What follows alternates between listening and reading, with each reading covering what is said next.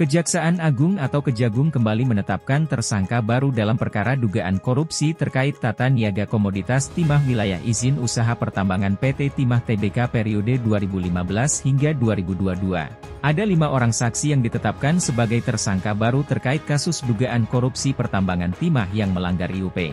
Sebelumnya ada 2 tersangka yang dijebloskan ke rutan.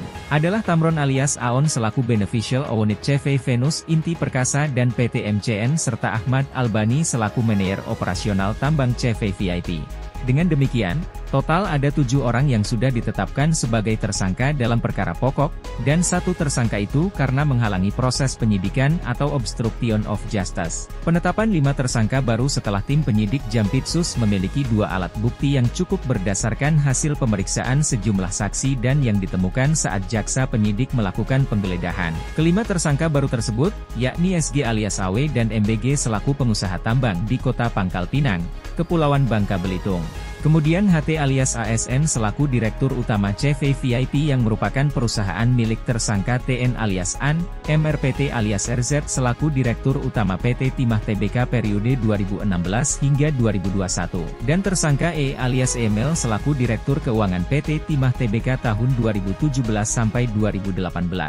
Tim penyidik Direktorat Penyidik Kejaksaan Agung pada tindak pidana khusus Jampitsus telah menetapkan 5 orang tersangka perkembangan baru dari perkara timah, komoditas timah, yaitu atas nama tersangka SG alias AW selaku pengusaha tambang di Kota Pangkal Pinang, Provinsi Kabupaten Bangka Belitung. Yang kedua, MBG selaku pengusaha tambang di Kota Pangkal Pinang, Provinsi Bangka Belitung. Yang ketiga, HT alias ASN selaku Direktur Utama CP PIP, perusahaan milik tersangka TN dan alias AN. Dan yang keempat adalah MRVT alias RZ selaku Direktur Utama PT Timah Tbk 2016 sampai dengan 2021. Dan yang kelima yang terakhir adalah EE alias EML selaku Direktur Keuangan PT Timah Tbk tahun 2017 sampai dengan 2018.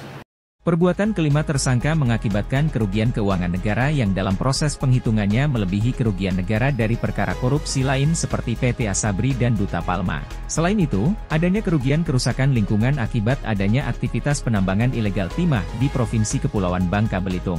Untuk kepentingan penyidikan, tersangka MRPT alias RZ, tersangka HT alias ASN, dan tersangka MBG dilakukan penahanan di Rumah Tahanan Negara Kelas 1 Jakarta Pusat. Untuk tersangka SG dilakukan penahanan di Rumah Tahanan Negara Salemba Cabang Kejaksaan Agung, dan tersangka E alias EML di Rutan Salemba Cabang Kejaksaan Negeri Jakarta Selatan selama 20 hari ke depan.